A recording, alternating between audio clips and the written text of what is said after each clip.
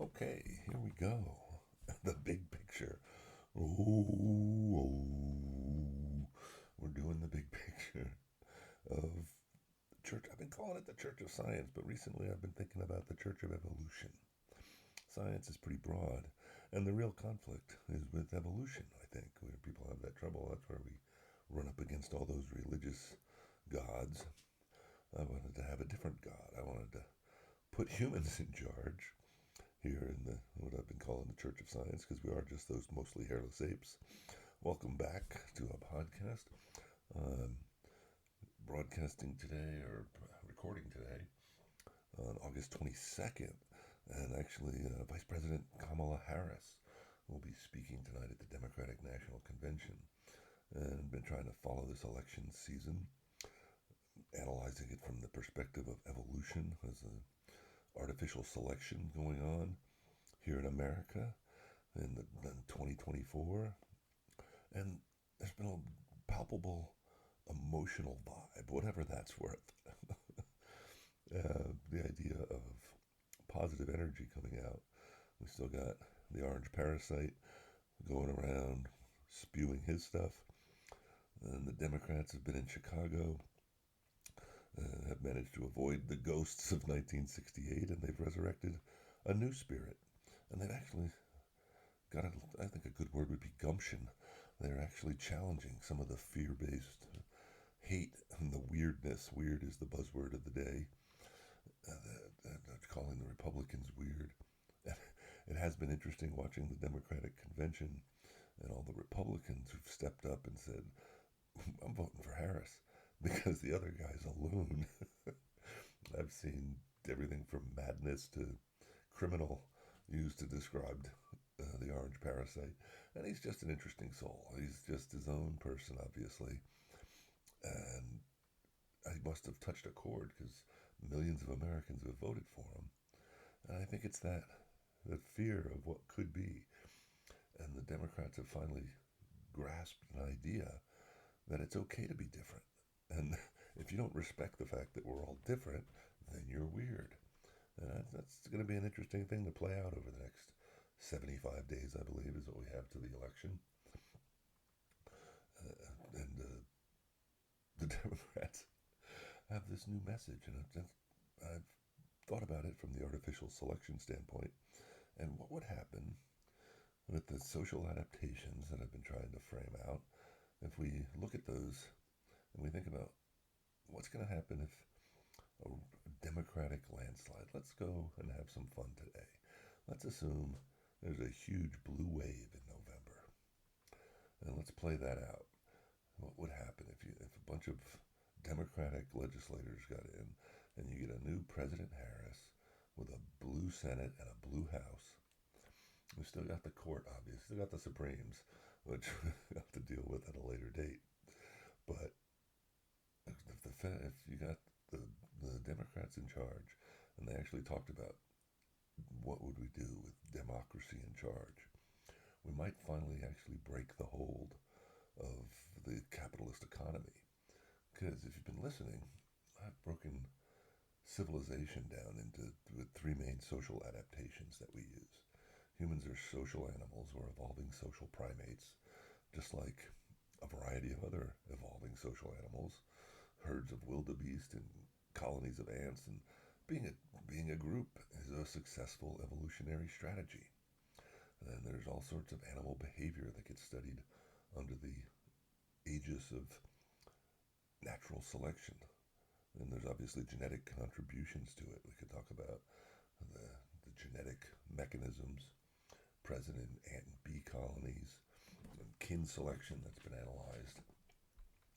But with artificial selection, assuming consciousness is a real thing and that we have free will, I've gone down that rabbit hole before, and we're making decisions based on our information available at the mental level, and we can suppress our emotions and we can handle hunger.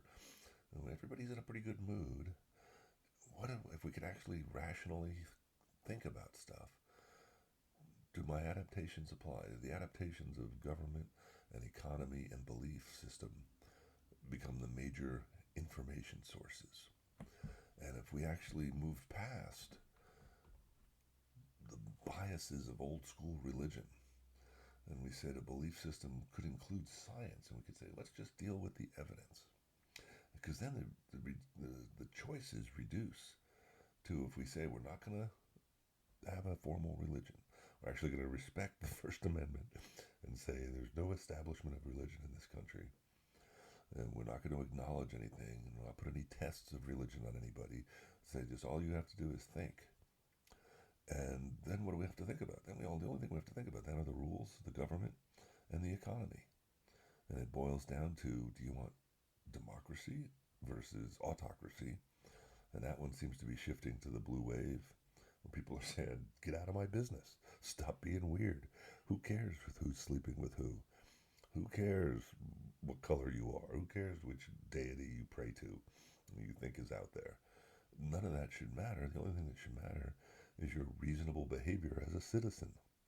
Can you follow the rules? And the rules just need to be generated that allow us to make reasonable decisions about stuff.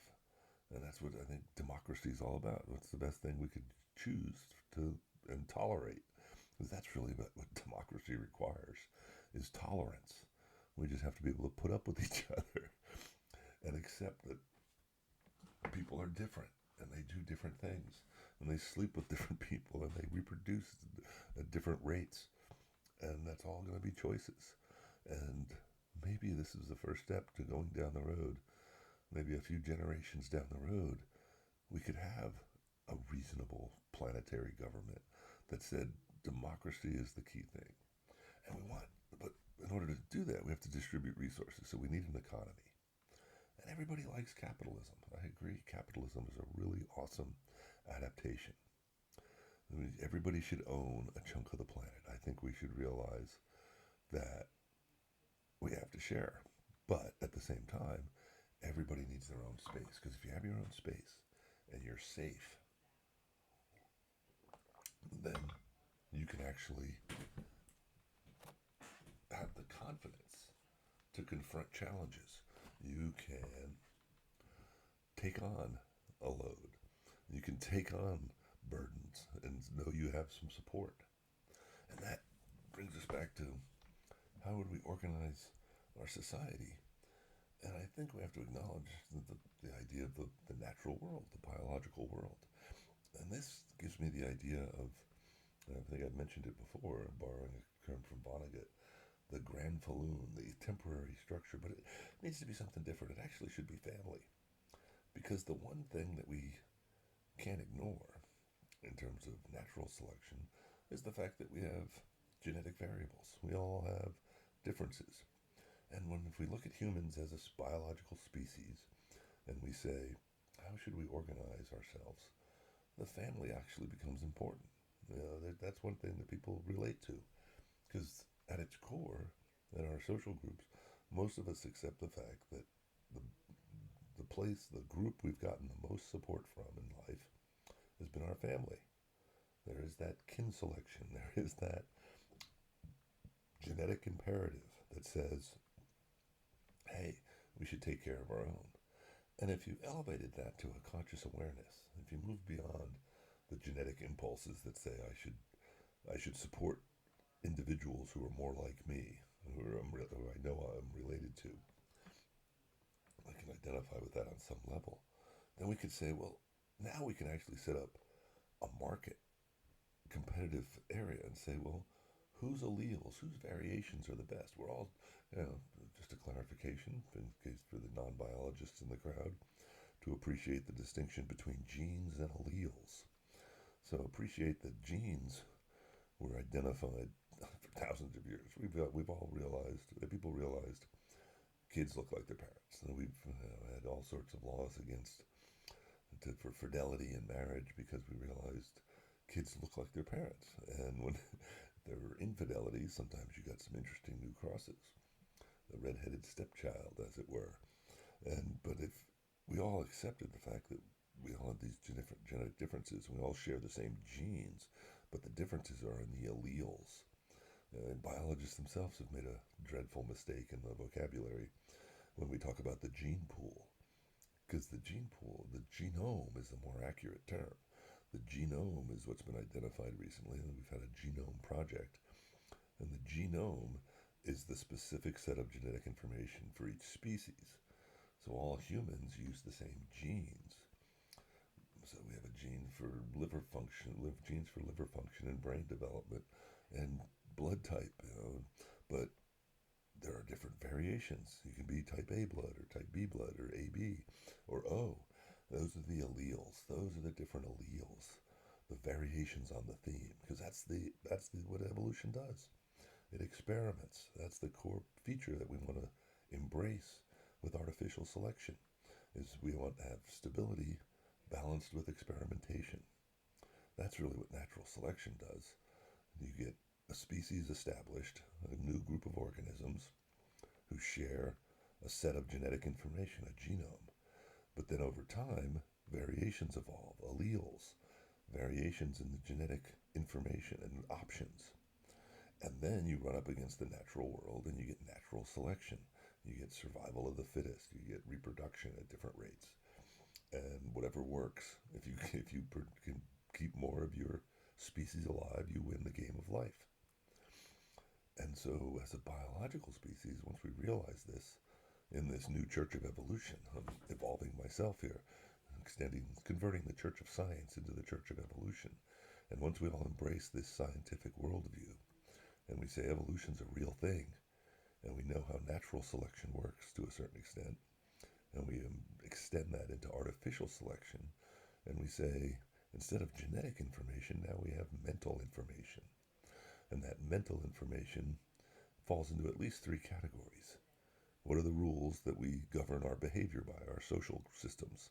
And we've had all sorts of different civilizations based on those rules. What's our economy? How do we distribute resources? And capitalism seems to have won the day there. And then we have our ignorance. We accept that we don't know. That's one of the most beautiful things about the Church of Evolution, as opposed to the blind faith you get with all the deities and all the expectations for religion.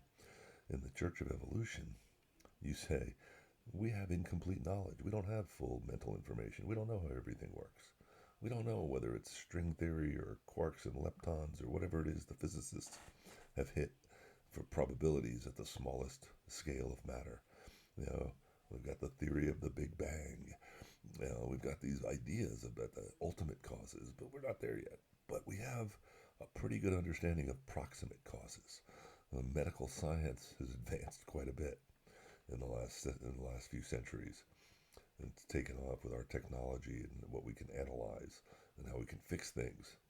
And we just send that into the marketplace. We have cancer clinics and therapeutic applications and dentistry and all these fun things. And we should have that as part of the economy. But here's what democracy would say, I think. If we were to have a democratic government that really embraced democracy and put democracy in charge of the economy, we would say, what's the best way to share things?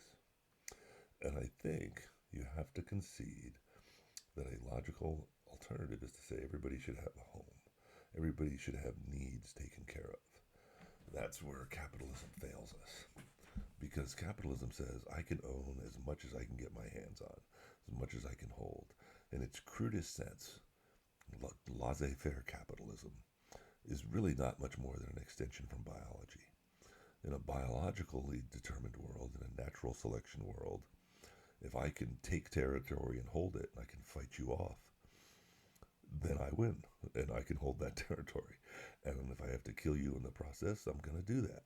And humans have been doing that for thousands of years, because we were originally just hunter-gatherers wandering around.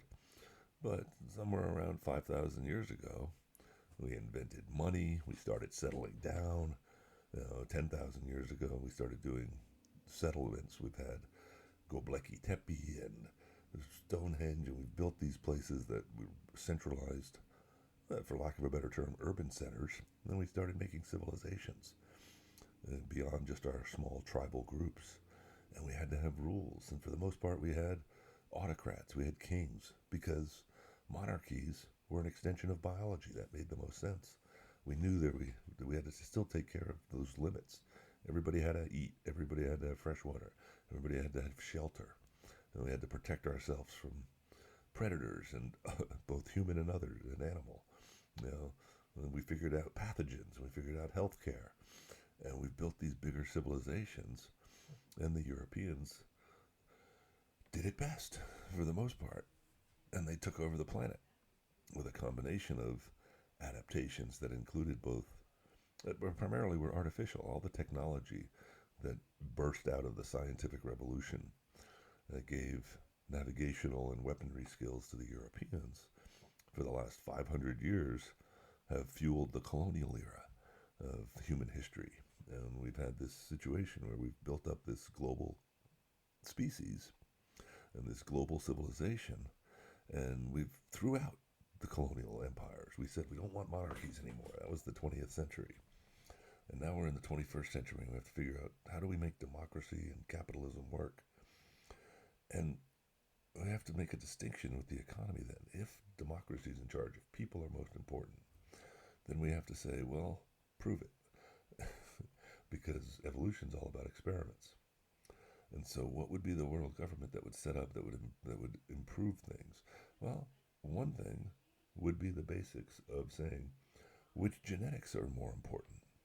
One of the things we've had over the last 100 years, well, for thousands of years, is different groups of people looking at each other and going, you're different, and I don't approve of that.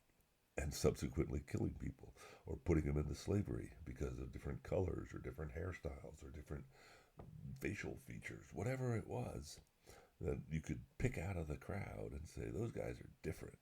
We use that as a tool to have biases, to generate the animosity we need, the emotional input to go to war and kill people. And now, if we're going to step back and say, well, all right, now that we understand biology better and we understand we're all the same species and that these are just variations, we should set up the experiment in our global society as saying, let's let different genetic groups prove themselves. Not purely through violence, not purely through killing each other, but through achievement, through success. And so what we should say is we construct a society where the legal foundation are families. And so people get to link themselves up in familial groups, and they're the ones who make the life and death choices. They're the ones that decide on euthanasia and abortion and growth rates, and they have to support themselves in the economy. And if that experiment was ongoing, we would have to say, well, where can they compete? We can compete economically in the marketplace. What should the marketplace be? Well, here's the trick. If we want to move past war, we want to move past need, we need to set up a government that supplies the basics. That's the only thing. We shouldn't be setting up a government to worry about legislating who dies and who lives. Other than the fact that we should say we want everybody to live, or as many people as possible, because that gives us a better chance as a species. We don't know which genetic variables are best. We want to run the genetic experiment and say, is it better to have more options or not? And if the hypothesis is it's better to have more genetic options, which is what natural selection has told us. That's what the data from evolution and with natural selection tells us, is that when you get too few options, you get inbreeding, you get FLKs, you get funny looking kids, you get these mutations that accumulate. And to have genetic variation ends up contributing to more survival and reproduction, to more fitness for a given species. So how do we encourage the most genetic diversity? We give the legal status to genetic lineages.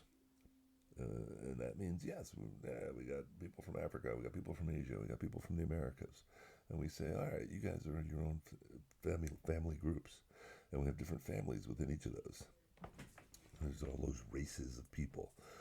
But obviously we have interracial people too as well. People have crossed those boundaries and done that bold step of crossing over from one genetic lineage into another.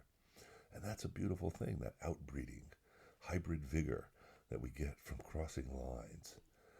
And so when you say the family unit is the fundamental government unit, and we accept that the families can vote on things, then we can create grand falloons or whatever we want to call them, tribal units, But these would be the legal units, and they're the ones who are charged with life and death decisions, not the society at large, because ultimately life and death means you're keeping your genetic variables in the game or you're not.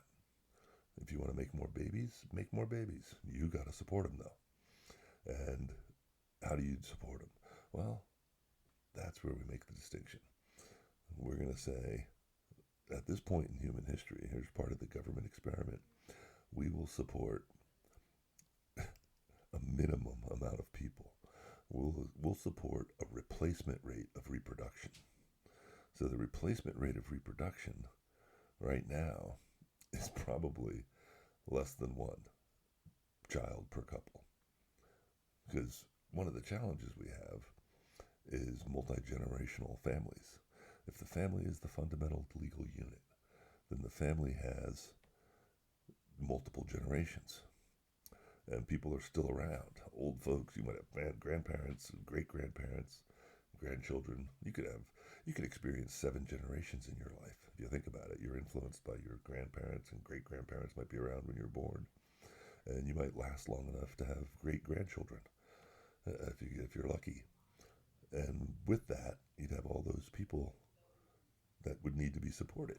And whoever's doing it are the people who are still working, who can make money, who can own a part of the world and generate some protective shelter and resources for the group. And that's how life has worked for years. But some people have cornered the market and sequestered more resources. So we have to separate it out. We have to make sure everybody can sustain themselves while having a competitive economy to determine what's better. And so the capitalist economy needs to be limited to the optional games. Everybody should be able to get basic education and health care, and that should be pretty much a managed economy. That at least with the government saying we're going to put limits on it, we're going to set standards of prices, we're going to set standards of salary. And if you're supplying that, then you're part of the big government corporation that runs the world. And what we say is if you're a doctor or a lawyer or a teacher, you get a set pay, you get a retirement, you get health care, and that corporate idea is how we run these things. And those are the necessary things that we're going to regulate by government. Everything else is open for fun. All the rest of the market would be the free market. But we're going to start by distributing and making sure everybody